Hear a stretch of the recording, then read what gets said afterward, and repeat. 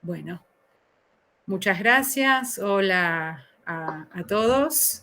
Esta es la mesa 5 de Historia y Crítica, con lo cual lo que vamos a hacer es intentar debatir acerca de estas distintas temáticas en torno al diseño, con una preponderancia de participantes de diseño de indumentaria. Y la idea es que comience a hablar Helga, luego Guadalupe, luego María y por último el grupo de Cátedra Leonardi. Así que si querés, Helga, ¿querés que compartir vos pantalla o preferís que lo hagamos nosotros? Yo comparto, no hay problema. Muy bien, perfecto.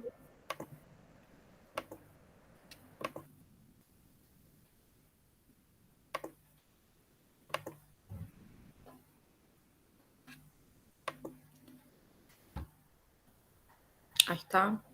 Se ve bien ahí, ¿no? Sí. Perfecto.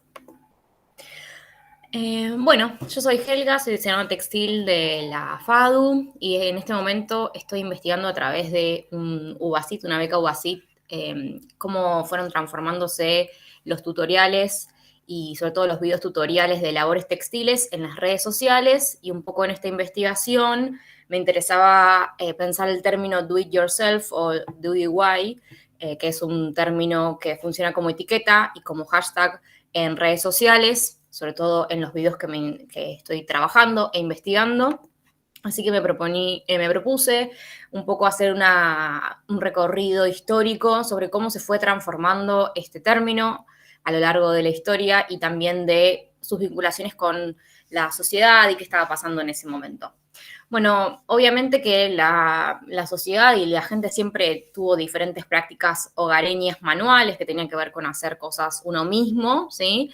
Pero el término do it yourself, sobre todo aparece como término en sí mismo, vinculado primero a la austeridad luego de la crisis del 29 y también en la Segunda Guerra Mundial. ¿Sí? Esto después toma un poco más de cuerpo, sobre todo con el estilo de vida suburbana que aparece tanto en Estados Unidos como en Inglaterra, ¿sí? Y como ven acá puse algunos ejemplos de Make Do and Men, Grow Your Own Food, que tenían que ver inicialmente con estas cuestiones de economía, pero que luego tenían que ver con este estilo de vida tanto americano como con otros estilos de vida quizás más de recuperación económica europea, sobre lo hogareño, lo familiar, ¿sí? Y esto rápidamente empieza a tomar también otros formatos gracias a la aparición de la televisión y que también aparecen en las diversas publicaciones del siglo XX y que aparecen de manera generizada, es decir, que aparecen por un lado ciertas actividades que están relacionadas con lo tradicionalmente femenino y otras relacionadas con lo tradicionalmente masculino. Esto se ve también en varios países del mundo. Acá puse algunos ejemplos de Argentina solo para anclar un poco en donde estamos nosotros parados, ¿no? Pienso sobre todo en este tipo de revistas, en el suplemento Labores, que era de revista Vosotras, y en revista Hobby, que tenía diferentes actividades que, si bien no usan el término do it yourself, son las mismas actividades que son descritas dentro del do it yourself en países anglosajones, ¿sí? Las actividades que se demuestran dentro del do it yourself en inglés son las mismas actividades que aparecen en estas revistas, obviamente con otros nombres, ¿no? Y que muchas veces tenían que ver con esto de con otras palabras sinónimos que aparecen constantemente, que tienen que ver con las manualidades, con el hágalo usted misma, que es como la traducción, que es la traducción directa del do it yourself en español. Que bueno, que después en Argentina lo vamos a ver cómo avanza hacia el programa Utilísima, que es un poco como el avance mediático de las tareas de labores y de las tareas del hogar, pero ya en un formato televisivo, ¿no? El programa Hágalo Usted Misma de Utilísima, uno de los más conocidos. Después, más centrado, luego de la mitad del siglo XX, también el DIY empieza a tomar como otro color y está relacionado con el punk, el movimiento punk, sobre todo al principio en Inglaterra, pero luego también aparece en otros países y no solo se queda en el movimiento punk, sino que después empieza a vincularse a otros movimientos como ser el movimiento antirracista y eventualmente también con el movimiento feminista. Y esto tiene que ver sobre todo con la idea del DIY como una postura antisistema que se revela contra el mercado, que lo que propone es el anti-hecho, la anti-manufactura, la anti-industrialización, también una respuesta económica, ¿no? Como sucede el punk en Inglaterra, ¿no? En el medio de las políticas de austeridad inglesas, ¿no? Como también es tener en cuenta cómo el do it yourself siempre aparece vinculado, o por ahora aparece muy vinculado a la economía, ¿no? Pero bueno, la idea es sobre todo la idea de la autogestión, de lo independiente, ¿sí? Como de lo contracultural también, que son, bueno, conceptos y palabras que están muy relacionados al punk de Inglaterra, sobre todo. Y bueno, lo estoy haciendo rápido porque sé que hay poco tiempo, entonces, bueno, creo que falta poquito, lo hice bien resumido. Y un poco pensando en lo que está pasando ahora en redes sociales, el do it yourself funciona más como un término paraguas que sirve para hablar de tutoriales, de prácticas manuales, también de recetas, que quizás es algo que no se veía tanto antes. Más que nada es todo lo que sea que ver con hacer con las manos en una escala pequeña y mediana, ¿sí? O sea, hasta un mueble pequeño o un mueble mediano. Esas son las cosas que aparecen vinculadas con el do it yourself. Pero también aparece como sinónimo de tutorial y que, bueno, como al principio comentaba, es una frase obviamente en inglés, pero hoy en día se empieza a utilizar en todas partes del mundo, también en Argentina, que aparece como usado frecuentemente en todo lo que tiene que ver con videos de Instagram, de YouTube, y obviamente TikTok, que es una de las redes sociales del momento y que tiene una gran importancia. La etiqueta Do It Yourself tiene 2 billones de visualizaciones hasta la última vez que estuve mirando. Así que un poco es esto, ¿no? Cómo se ha diversificado la idea del Do It Yourself. Y también los nuevos significados que tienen hoy en día y que también están muy relacionados a las nuevas generaciones y un poco, al contexto mundial en el que estamos. También la palabra do it yourself, el concepto de do it yourself tuvo una subida en Google Trends, que es una aplicación que permite ver cuánto se busca un término en un rango de tiempo determinado. Y el do it yourself subió muchísimo cuando comenzó la pandemia. Entonces también como el momento de estar en el hogar devuelve a pensar qué hacer dentro del hogar a lo artesanal, a lo manual, también un poco a lo íntimo, ¿no? Que es lo que un poco forzó al mundo entero durante la pandemia. Y bueno, un poco la regularización de estos procesos manuales frente a una crisis del capitalismo, que es un poco lo que nos llevó a repensar de nuevo la pandemia. Y también me parecía interesante un poco como aparece tan ligado a esta generación tan jóvenes, a los centennials, un poco quizás a los millennials más jóvenes, la importancia y el interés por la sustentabilidad, que también está muy ligada al do it yourself, ¿no? Como frente al consumo desmedido, bueno, la alternativa es hacerlo uno mismo. Pero bueno, también me interesaba esta foto final para pensarlo como en otro código, ¿no? De en vez de hacerlo solo uno mismo, hacerlo con otros, también recuperar un poco esta lógica quizás más rebelde, más subversiva del do it yourself que viene desde el punk y ver cómo estas otras discursos que aparecen alrededor de do it yourself también pueden ser una manera de pensar cómo hacer colectivamente. Así que por ahora esto es todo y muchas gracias por escuchar. Bueno, muchas gracias Helga, impecable con la distribución del tiempo. Dejamos obviamente las preguntas y los comentarios para después y seguimos con Guadalupe, cuya lógica también tiene que ver con la actualidad y luego nos vamos más atrás en el tiempo. Adelante, Guadalupe.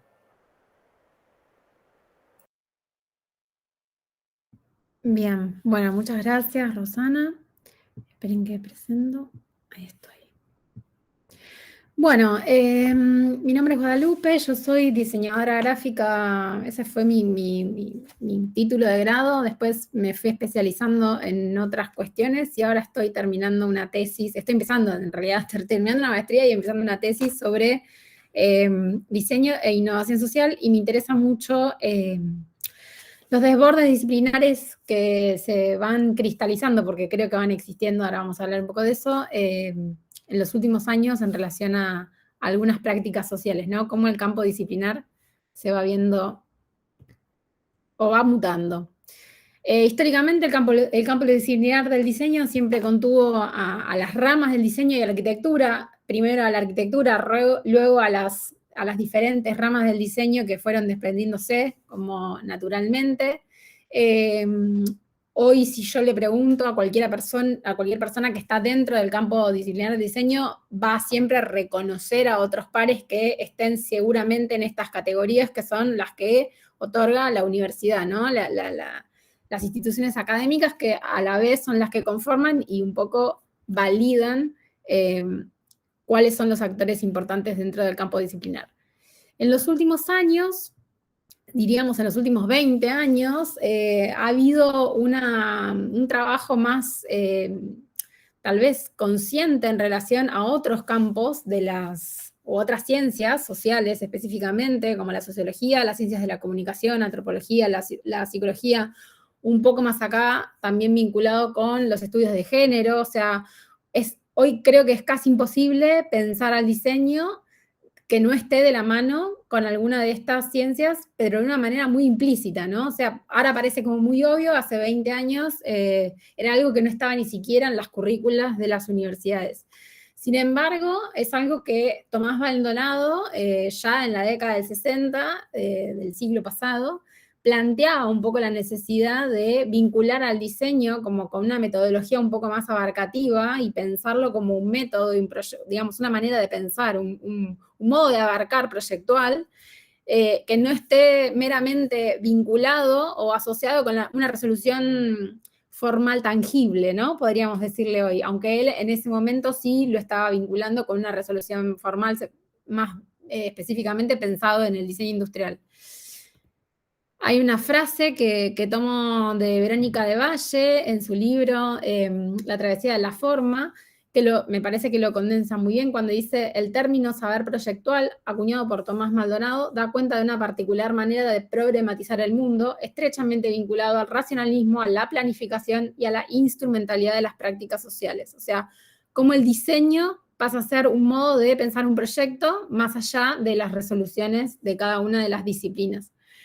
En el mundo proyectual, los problemas encuentran soluciones a partir de un proceso de desagregación de etapas, desarrollo de estrategias, subdivisión de problemáticas y articulaciones planificadas de todas esas variables.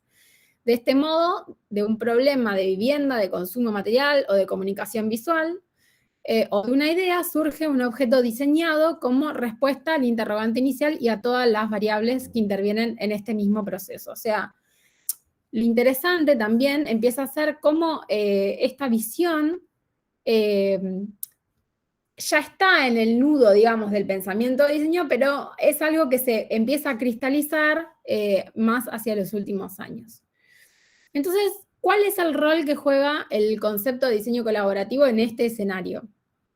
El diseño colaborativo es un concepto que estoy empezando a estudiar, que lo estoy empezando a desagregar y a entender y a estudiar, porque, digamos, todos hablamos de diseño colaborativo, pero nadie está poniendo en claro qué implica, ¿no? Cuáles son los roles o los actores que entran en juego. Puede ser que somos colaborativos cuando hacemos entre pares con otros diseñadores, puede ser dentro del mismo diseño. A mí me importaba esto del diseño vinculado con las ciencias sociales y también con las personas y las comunidades, ¿no? Siempre se habla como del diseño participativo, del diseño colaborativo, del diseño colectivo, digamos, hay como muchas acepciones, pero lo interesante, digamos, es que implica, algunas cosas que fui recogiendo es que implica la colaboración entre dos o más disciplinas, esto que decía como, bueno, puede ser del campo disciplinar del diseño, pero también del campo de las ciencias sociales, que implica el cruce de las disciplinas mismas del diseño, o sea, pensar al diseño como un todo y después en las resoluciones de cada una de las prácticas, el diseño desde, para y sobre todo con las personas y las comunidades, o sea, que las personas y las comunidades también son actores que pueden diseñar, o sea, que transforma un poco al diseño como herramienta transversal, y que, como les decía antes, es un diseño que retoma los conceptos de Tomás Maldonado planteado hace más de 60 años. Para ejemplificar un poco esto, traigo el caso de Iconoclasistas, que no sé si lo conocen, es un colectivo de un diseñador y una doctora en ciencias sociales, o sea, ellos vinculan al diseño con las ciencias sociales, pero además traen a la comunidad para que también esté dentro de el diseño, ¿no? Hacen prácticas de mapeo colectivo, talleres, trabajos de campo, y toman el término de investigación colaborativa en cambio de diseño colaborativo. O sea, parten de esa premisa. Algunos de los trabajos que hacen es interesante porque involucran a distintos, de vuelta, dentro del tema del campo y de quienes lo conforman. Entran y trabajan con las universidades, o sea que no siempre, digamos, cuando hablamos de comunidades, son comunidades que están en territorio, sino que pueden ser también instituciones, ¿no? Que entran en juego a colaborar con comunidades, como comunidades, perdón. Algunos resultados de cosas que ellos están trabajando sobre salud y extractivismo, bueno, cómo es el rol de la mujer, digamos. Lo interesante es que probablemente si nosotros viéramos o hubiéramos entendido esta pieza de diseño hace un tiempo, hubiéramos probablemente pensado, hace 20 años hubiéramos visto que había alguien que iba a traer una necesidad, había alguien que lo iba a relevar y que lo iba a separar de alguna manera de lo que se llamó siempre al comitente, se hubiera propuesto como una solución gráfica y probablemente el pedido gráfico tampoco hubiera partido de la necesidad misma de la comunidad. Otro ejemplo es, bueno, un mapa mundi que ellos estuvieron trabajando sobre, bueno, la pertenencia de la tierra y distintas problemáticas sociales. Y a modo de conclusiones, porque también lo armé como lo más sintetizado posible, probablemente demasiado, la importancia de que el diseño pueda ser entendido como una herramienta capaz de proyectar estrategias de soluciones a problemas complejos y que no se enmarque únicamente en una resolución en forma tangible, o sea que realmente el campo del diseño pueda empezar a amigarse un poco con esas ideas de que no son solamente, digamos, el diseño necesita también a las otras disciplinas y a los otros campos disciplinares para poder mejorarse y ampliarse, o sea, tiene que poder legitimarlos dentro del campo disciplinar del diseño. La necesidad de cristalizar un fuerte compromiso con lo social, o sea, esta idea que ahora está bastante implícita, pero que queda como un poco como este término que se suele usar de diseño social, ¿no? Como si todo el diseño no fuera social en algún punto, pero esa mirada que parece, de vuelta, vuelve a estar involucrada en el último tiempo, pero que históricamente era como, bueno, hago un diseño para resolver cuestiones de problemas por plata, o digamos, comerciales, resoluciones comerciales o más sociales. Entonces, que tenga un compromiso con lo social para generar un impacto positivo y fijar nuevas y sólidas bases para el campo disciplinar del diseño del futuro, o sea, que esto pueda estar realmente más evidenciado. Y un llamado de que como actores del campo disciplinar del diseño sería interesante que indaguemos nuestras propias prácticas, ser críticos y críticas con ellas, y reelaborar y reforzar conceptos para que la disciplina esté a la altura de los escenarios futuros, ¿no? O sea, esta idea de entender qué llamamos cuando trabajamos colaborativamente, que esos actores estén convalidados, que el diseño invite a otras ciencias a que se entrelacen como para poder generar y responder o estar a la altura de las demandas concretas que va detectando como pensamiento proyectual. Muchas gracias, Guadalupe, muchas gracias también por tu ajuste al tiempo propuesto. Bueno, y ahora nos vamos un poco más para atrás. Empezamos, digamos, como esta especie de subbloque que tiene más que ver con una historicidad un poco más de antaño. Cuando quieras, María. Bueno, bárbaro. A ver, vamos a presentar. Ustedes me dicen si se ve correctamente. Bueno, ahí se debería ver. ¿Se ve bien? Se ve bien. Sí, sí. Gracias. Bueno, mi nombre es María de los Ángeles Redondo. Yo soy diseñadora de indumentaria. Este trabajo se inscribe en el marco de la Cátedra de Arte Islámico de la FADU, del Programa de Investigaciones Comparadas a la IFE, y también surge, como en el caso de algunas de las compañeras, como resultado del trabajo realizado gracias a una beca UASIT de doctorado y de culminación de doctorado. Y Para estas jornadas en particular, lo que proponemos es reflexionar en torno a las palabras que son fundamentales para el caso de nuestra investigación, que serían, en este caso, los arabismos indumentarios que se refieren al tocado andalusí.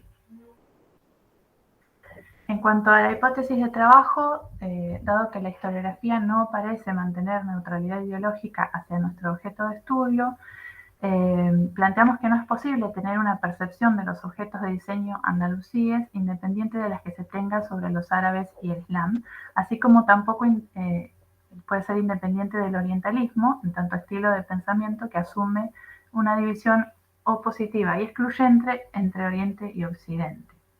Para llevar adelante este trabajo construimos un marco teórico a partir de la noción de arabismos indumentarios, en tanto préstamos lingüísticos del idioma árabe, reconocidos oficialmente como parte del idioma castellano por la Real Academia Española. Y en cuanto a la metodología, se procedió al registro, clasificación, cómputo y análisis de las palabras que designan, o los términos que designan a los tocados, que serían los arabismos propiamente dichos, a los que llamamos palabras polo, y a los adjetivos mediante los cuales se los reconoce o no como vinculados con lo andalusí, es decir, lo arábigo o islámico, a las que llamamos palabras clave.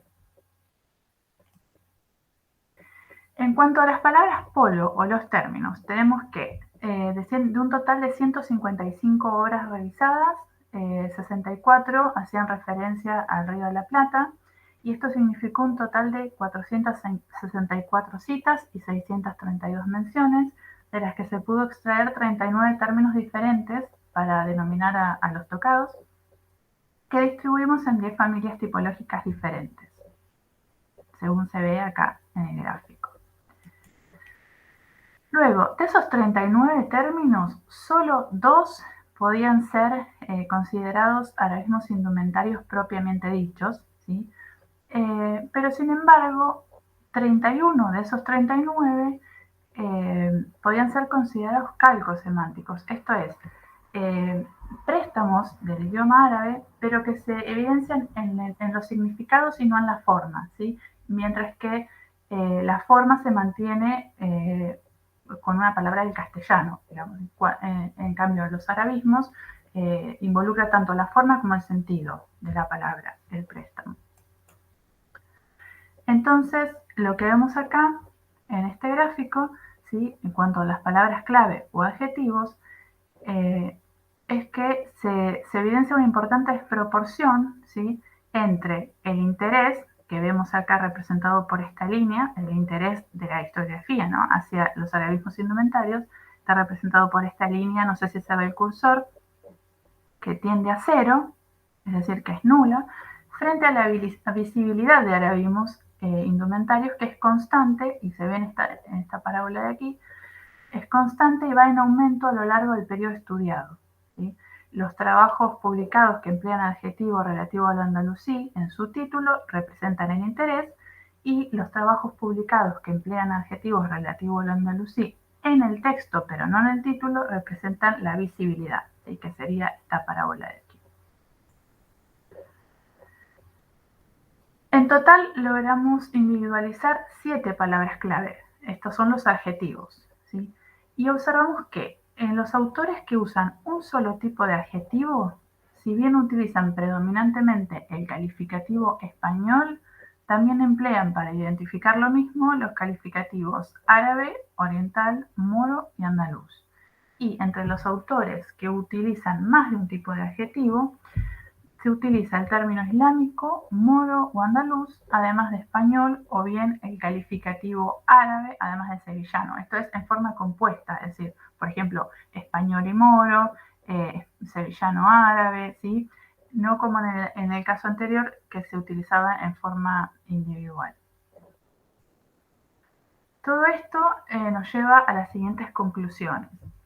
La primera, que los préstamos se mantuvieron vigentes en el hablar, solapados tras formas no arábigas, toda vez que pudieran reemplazarse por una voz romance equivalente, y que esto favorece la falsa percepción en el colectivo hispanohablante de que una parte de su identidad, es decir, la latina, conforma la totalidad de la misma y explica el desinterés detectado.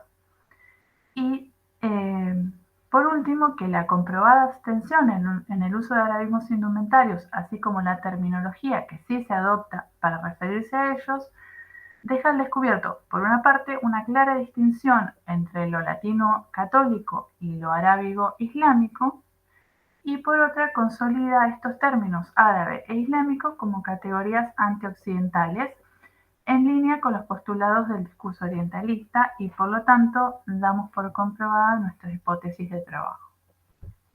Y esto sería todo.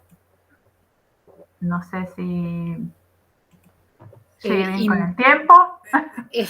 Pero una cosa, no sé, Guadalupe, que creo que fue en varias mesas, me parece que esta mesa con el tiempo viene muy ajustada y muy bien. Era mi preocupación.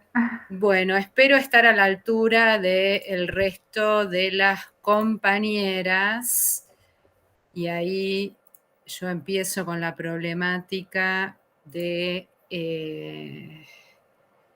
a ver, ahí voy. Bueno, básicamente el trabajo que yo voy a mostrar tiene que ver con el grupo de investigación con el cual venimos trabajando desde años atrás. Y con respecto a la convocatoria de las jornadas de este año, estuvimos pensando en dos palabras que se dan en forma reiterativa en el contexto de la década de 1830. A propósito de ello, la primera reflexión que debemos hacer, y muy por arriba dado lo acotado del tiempo, es con respecto al vocablo moda, que sobre todo en el siglo XIX va a referir al contexto burgués, y como muy bien define Perrot, las burguesías decimonónicas van a ocupar el lugar que otrora ocupaba la nobleza o la aristocracia, y se van a elegir en modelos indumentarios, de modos y costumbres del resto de los sectores sociales. A partir de esto, la propuesta es entonces observar en Buenos Aires qué sucede al respecto. Para ello, para este caso, solo hemos trabajado con periódicos, ya que por el tema de la pandemia no pudimos acceder a fuentes inéditas que pertenecen al Archivo General de la Nación. Para eso trabajamos dos tipos de periódicos: aquellos que tienen que ver con, o mejor dicho, destinados a la élite, como la Aljaba, la Argentina o la Moda, y aquellos escritos por Luis Pérez, que eran gacetines que se referían a los estratos más bajos de la población de Buenos Aires hacia la década del 30. Bien, lo que observamos es que, como ya también otros lo han dicho, en los periódicos de la élite, y sobre todo en el periódico La Moda, propio de la usina de la generación del 37, moda va a implicar ser moderno, ubicuo, reflexivo, civilizado y democrático. Y este vocablo moda obviamente va a referir pura y exclusivamente a los indumentos europeos, desconociendo obviamente cualquier otro tipo de indumento por fuera de esta categoría. Por eso lo contraponemos con los trabajos de Luis Pérez, en las cuales no se habla de moda, sino que se habla de vestidos.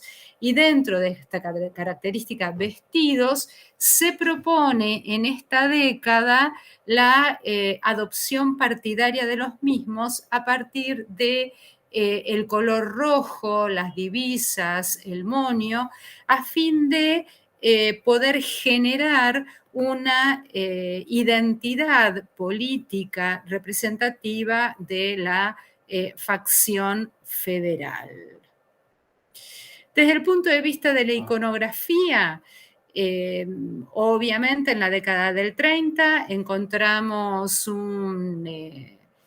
una vasta galería de retratos de hombres y mujeres de la élite y muy pocos del resto de los sectores sociales. En este caso, por ejemplo, es esta figura de la lavandera, pertenece al trabajo de trajes y costumbres del año 33 de Bacle, en la cual también Bacle toma esta idea de, muy popular en Europa, de mostrar estas figuras más vale icónicas, ¿no? Esta idea de representar un tipo humano. Por tanto, en este caso vemos algunos elementos propios de las lavanderas, como eran, por ejemplo, las pipas, mostrándonos no solo una indumentaria, sino una femineidad bastante más distinta que la propuesta por los retratos de la élite. Bien, y a modo, no diría de conclusión, pero sí de palabras finales, observamos que irrevocablemente el término moda queda adherido en la década del 30 en Buenos Aires a las ideas y usos liberales, aunque contradictoriamente están proponiendo para la mujer una indumentaria totalmente encorsetada, que la colocan desde lo simbólico en el ámbito de adorno del varón, mientras que los vestidos propuestos por Luis Pérez y tomados como propias de la llamada guaranga federal, por fuera de la categoría moda, proponen una actitud femenil participativa y desenvuelta, a diferencia de lo propuesto paradojalmente por las élites liberales. Bueno, esto ha sido todo. Bueno, abro entonces la discusión, las preguntas.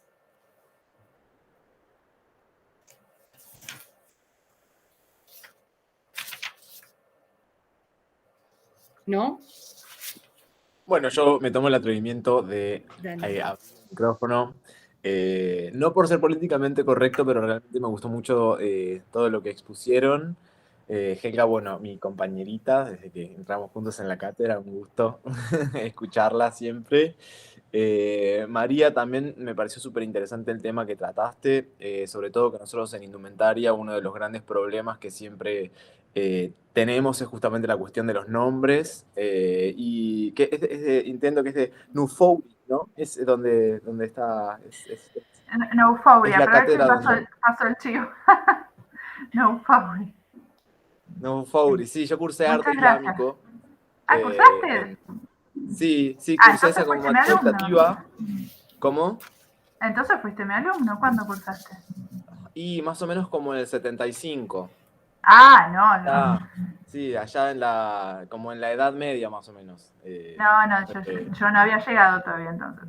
No, es un chiste. Obviamente no, cursé, no sé, hace como 6 años más o menos, o 7. Sí, me imaginé que hace muchos años. Pero bueno, muy interesante también el tema. Y te quería preguntar, Guadalupe, que bueno, el tema que vos trataste como que me tocó particularmente. Es medio una pregunta, medio un comentario, no sé qué opinas al respecto. ¿Cómo es esta cuestión de la interdisciplina / transdisciplina y este desborde disciplinar que vos planteás? Tendría como de alguna manera una repercusión en la parte educativa, ¿no? En la instancia universitaria, me parece, ¿no? Como que siento que algunas universidades de otros países o incluso acá de Argentina quizás proponen como un cruce entre distintas disciplinas más fuerte, cuando en realidad quizás en nuestra facultad se tiende a lo opuesto, ¿no? A dividir, me da la impresión, cada vez más las carreras y a pensar en términos específicos y no en esta línea que vos estás proponiendo de pensar el diseño como, bueno, la cuestión proyectual y la resolución de problemas independientemente del formato o del resultado final. No sé qué opinás sobre eso o qué tenés para contarnos. Te cuento, en la FADU por suerte ha avanzado muchísimo en eso. En este último año incorporó electivas que para mí, y con el cambio de los diseños curriculares de las carreras, por suerte creo que hay una apertura muy grande a que, y hay también como un entendimiento a partir del cuerpo docente, que por una cuestión generacional también, empieza a ser gente que por ahí empieza a tener otra visión, ¿no? Y además incluso con esta idea de que ya pasar del cambio, digamos, de que los directores de la carrera no sean todos arquitectos o arquitectas y que empiecen a hacer de su propia, digamos, de su propio campo, de su propia disciplina, es un avance, pero bueno, sí, los pasos de las instituciones educativas son como más lentos. Hay algunas universidades que sí lo plantean de un modo más estratégico en cuanto a que el módulo principal es el diseño y después vos vas adquiriendo distintas herramientas para poder resolver la parte formal que más te interesa, ¿no? Y cuando hablo de formal, de vuelta, no hablo de cuestiones tangibles, sino también de cosas intangibles. Sobre todo, yo de hecho doy clases, yo soy diseñadora gráfica de grado, pero doy clases en diseño industrial en la Cátedra Rondina. Eso ya hace 5 años y en su momento la Cátedra Rico de diseño gráfico ha tenido en su cuerpo docente a sociólogos, pero esto estoy hablando hace más de 10 años, o sea, que yo creo que la intención está y que bueno, por ciertos recorridos que se han dado también en nuestro país, es más que nada como empezar a tomar la posta, y por eso uso la palabra cristalizar, porque yo creo que está por ahí dando vueltas y que no está del todo, no es un método todavía, no es algo que está como planteado en una estructura, pero sí hay como una intención muy grande de querer que se vaya para ese lado, o la necesidad de entender que es un poco el lado o digamos el camino a seguir, ¿no? Y sí, en otros países ya está planteado así hace muchísimos años. Entonces, bueno, yo tengo alumnos, por ejemplo, de diseño industrial, con esto cierro, que cada vez se ven más lejos de,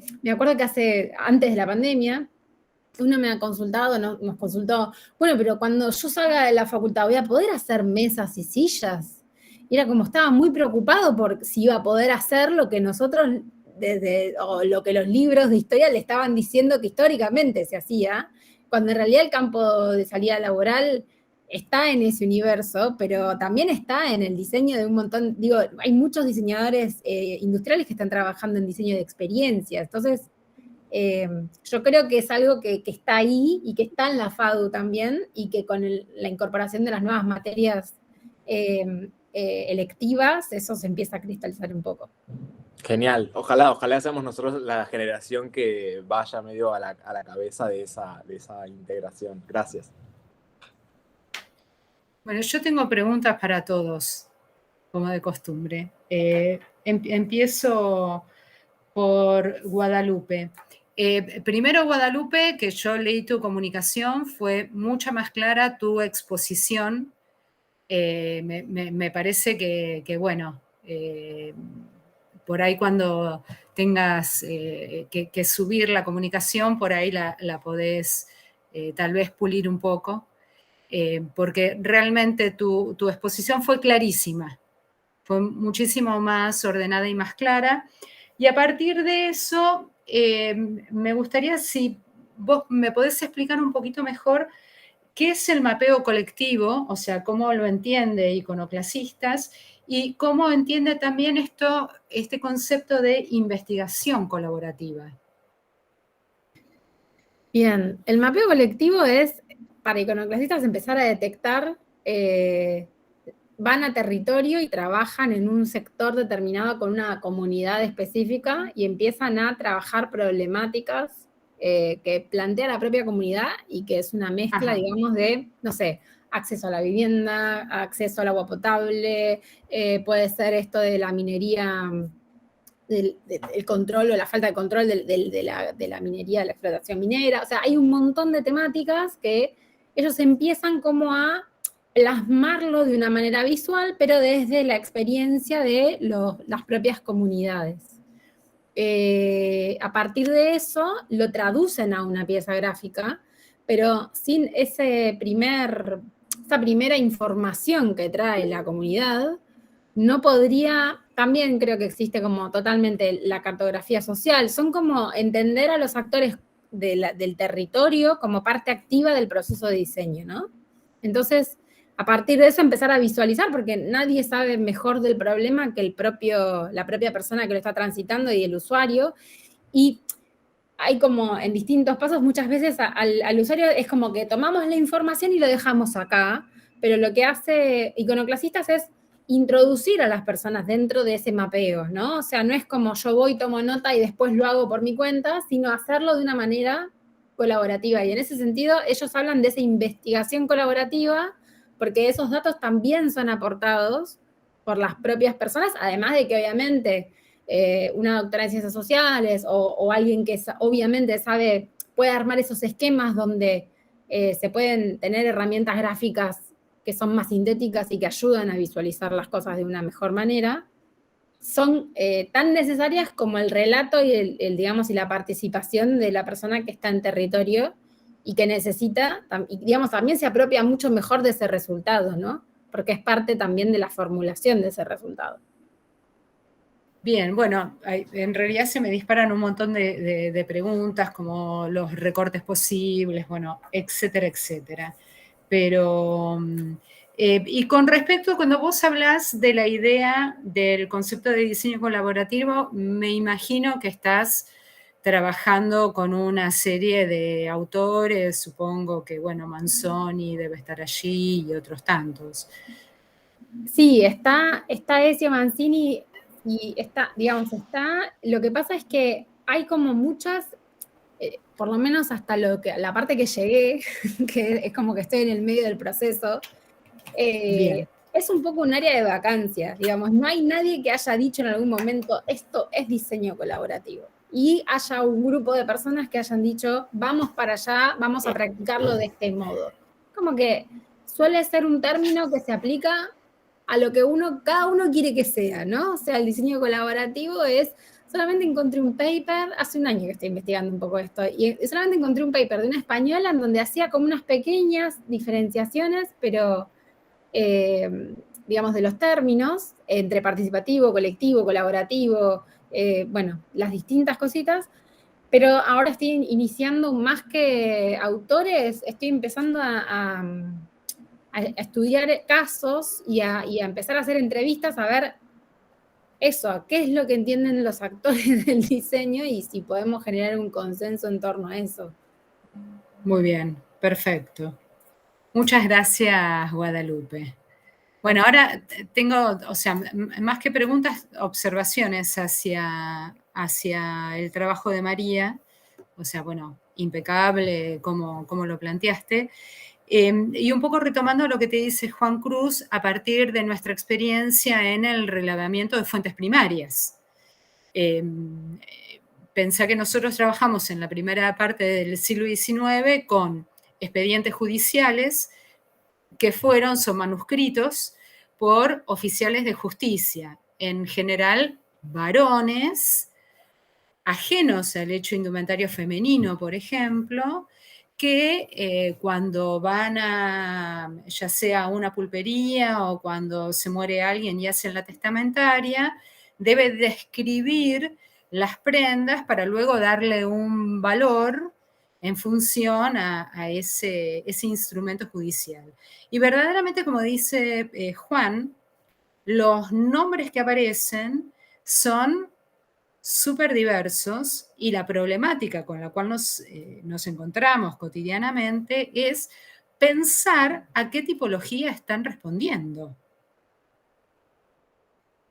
Entonces, a menudo nuestras investigaciones terminan en cuadros totalmente infernales con una multiplicidad de nombres donde intuimos que esto puede ser un tocado, aquello otro, algo parecido a una falda, etcétera, etcétera, con lo cual, bueno, sería muy interesante tener largas charlas al respecto, donde vos nos puedas justamente acercar todo este trabajo con respecto a los términos de origen andalusí, sabiendo que justamente el Río de la Plata recibe una fuerte impronta del sur español, desde bien iniciada la conquista.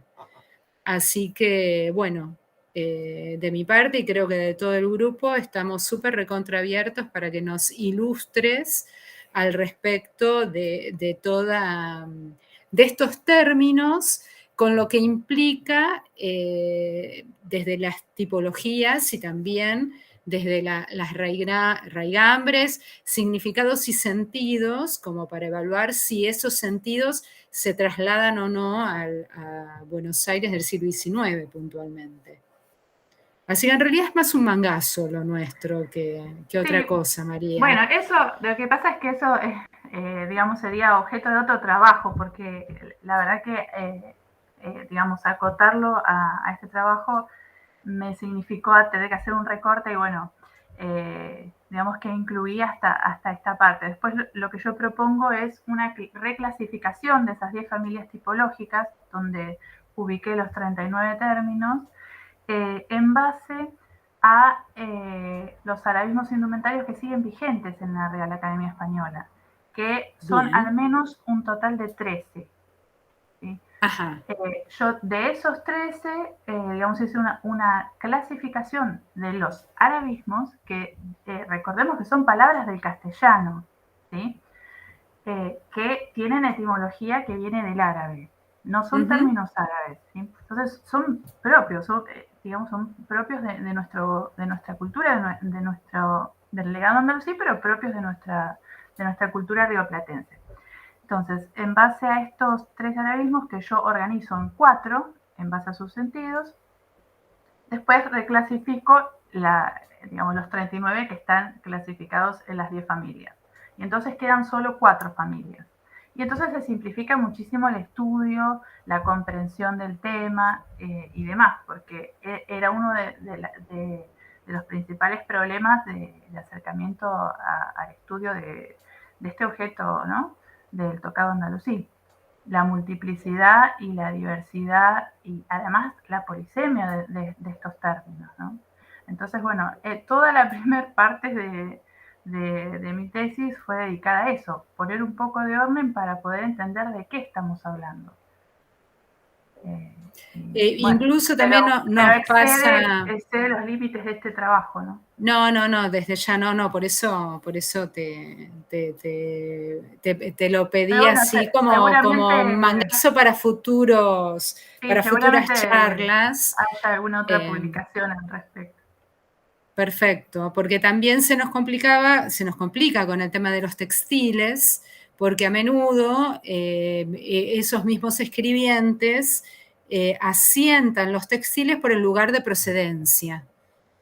Claro. Entonces hay tal cosa, sevillano de acá, sevillano de allá, y en concreto ni noticias ni de qué fibra, ni de qué estamos hablando, ¿no? Sí, es verdad, sí, también es muy frecuente encontrarse con ese tipo de clasificaciones, y que en realidad no aportan nada.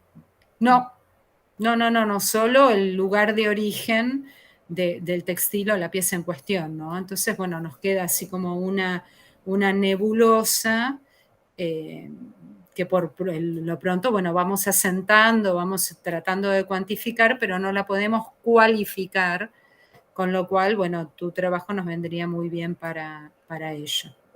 Bueno, muchas gracias. Bien, sí. El que quiere hablar, que hable. Postdoctorado FADU. Perdón, sí, estoy con mi nombre oficial. Soy Gabriela. Hola. No, sí, vengo raideando así varias mesas, siempre llegando tarde porque están todas atrasadas, así que la tuya está bárbara, Rosana. ¿Viste? Una maravilla, pues somos pocos, ¿viste? Sí, pero en varias veo, y bueno, lo vi acá un poquito en lo que decía Guadalupe y María, también pasó con mi ponencia, hay mucha necesidad de definir, ¿no? Definir categorías, definir metodologías, estamos todos en eso, y pareciera, bueno, que por un lado uno siente, bueno, estamos todavía atrasados, pero en realidad estamos lo necesitamos, es como para después avanzar. Veo, y en ese marco me parece como re oportuno la temática de las jornadas, porque pareciera que en nuestro ámbito todavía hay algunas cosas básicas que tenemos que plantear, ¿no? Porque sobre todo yo creo esta cuestión que, bueno, plantean en otros territorios como puede ser el arte, por ejemplo, la chilena Nelly Richards, lo que plantea es el lugar de la teoría para Latinoamérica, no el lugar del ejemplo.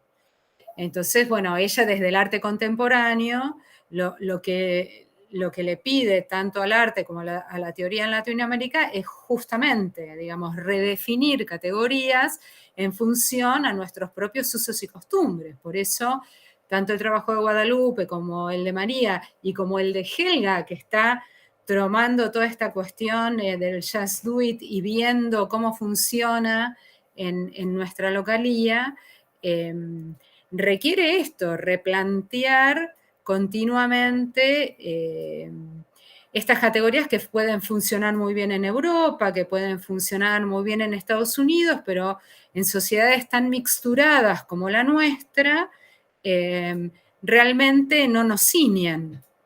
Entonces, me parece más que auspicioso que en buena parte de las mesas, a propósito de la temática de este año de las jornadas, estemos, bueno, pensando en qué quiere decir las palabras que estamos utilizando y cómo nos podemos apropiar o no de esos conceptos y de esas palabras, ¿no?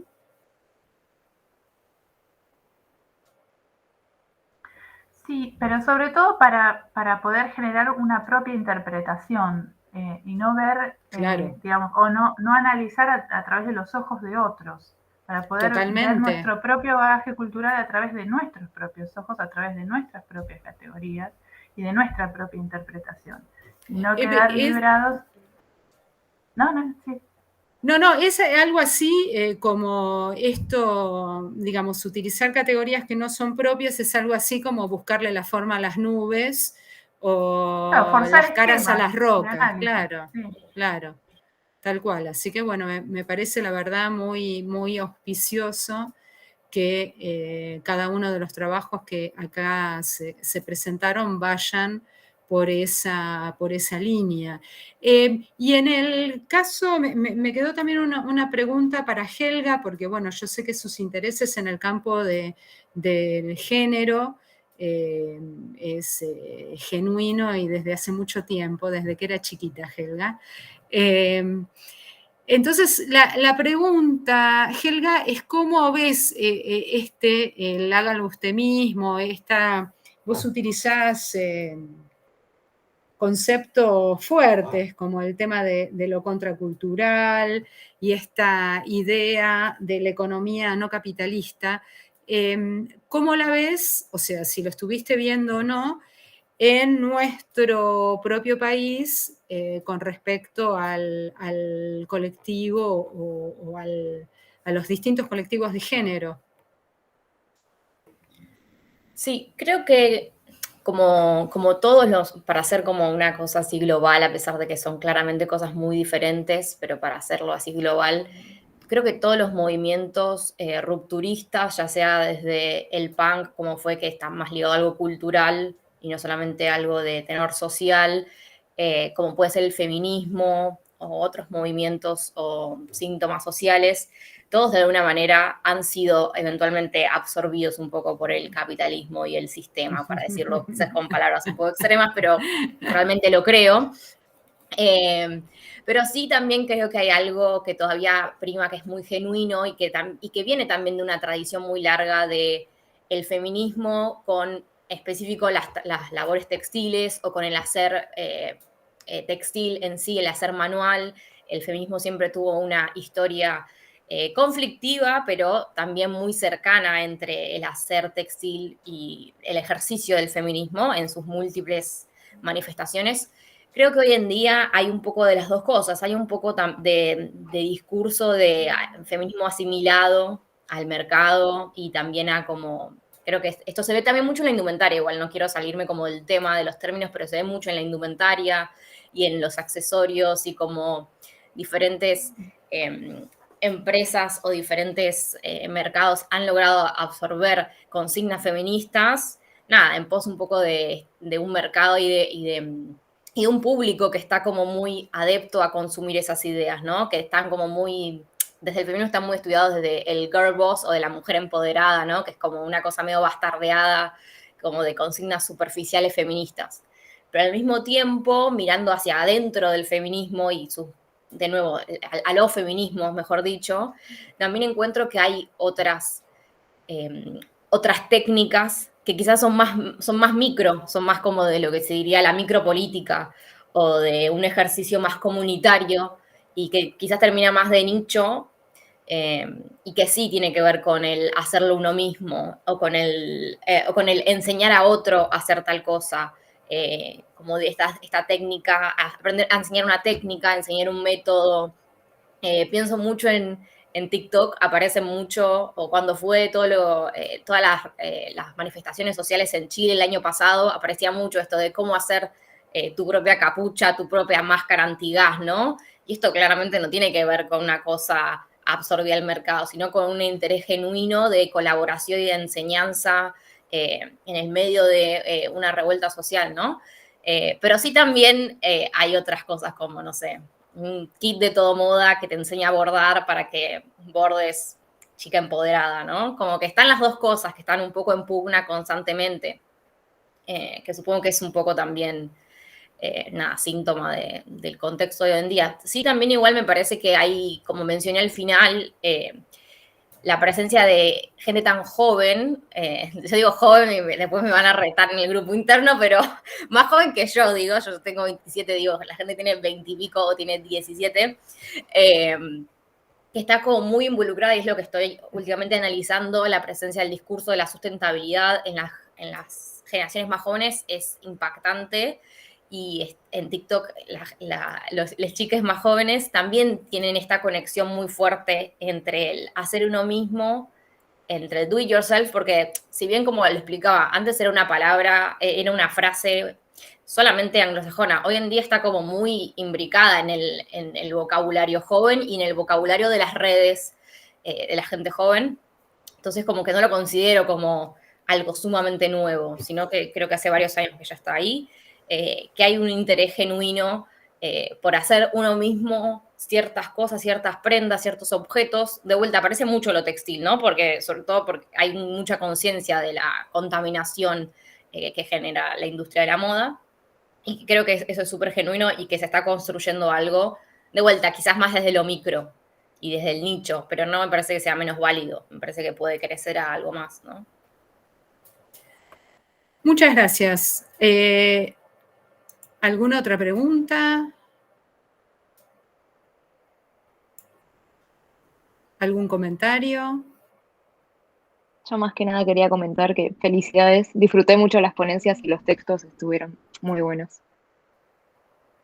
Para los que llegaron un poquito más tarde, Daniela es nuestra asistente en esta nueva modalidad que incorporaron las jornadas este año y ella va a producir una pieza producto de todo lo que leyó y escuchó en este contexto, así que seguramente vamos a estar encantados con lo que vos plasmes, Daniela.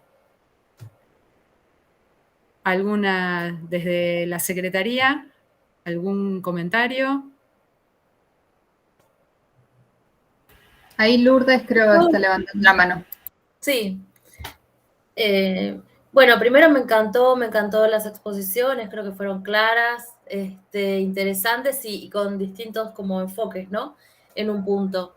Y también me hace como repensar, creo que un poco en función de lo que dijo Helga en la última parte de su exposición, no de exposición, sino recién de su reflexión, esto de repensar y tomar estas cuestiones que empiezan como a aparecer, estos síntomas que empiezan a aparecer en la sociedad, atravesados por una pandemia que nos hizo como, no sé, saltar desde un abismo hacia una realidad que no conocemos y a un futuro que aún más es desconocido. Entonces, bueno, pensar como parte de FADU, como parte de la universidad pública, como parte de una comunidad, cuál va a ser nuestra percepción de todo esto, ¿no? Y dónde vamos a poner como el foco para con estudiantes y colegas.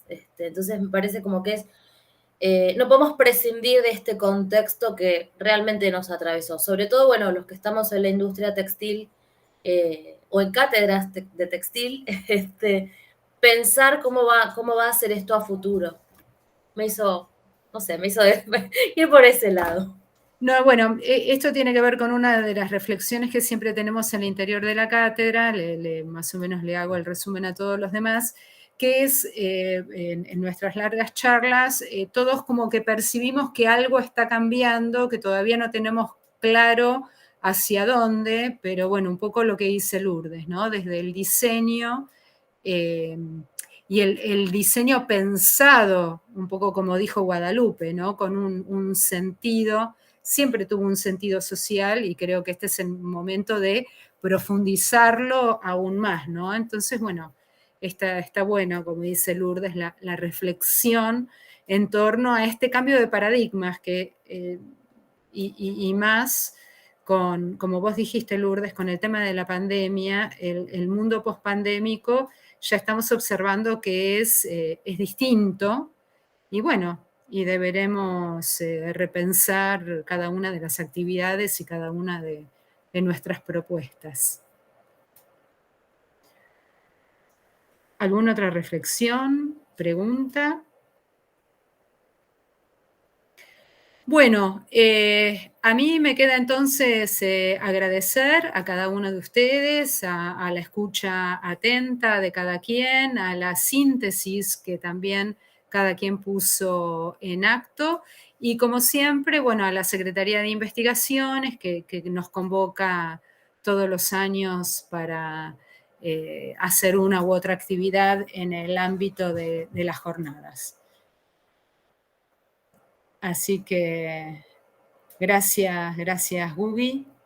Y bueno, si no hay más para decir, cerramos, nos pasamos nada más que 5 minutos, así que una maravilla total y absoluta la organización de esta mesa. Bueno, muchas gracias a todas, muchas gracias chicas, Gabriela, Guadalupe, por estar allí. Gracias, chau, A chau. vos, una grosa, siempre al pie del cañón. Rosana es acá un Gracias. pilar de las jornadas. Gracias, Porque porque me parece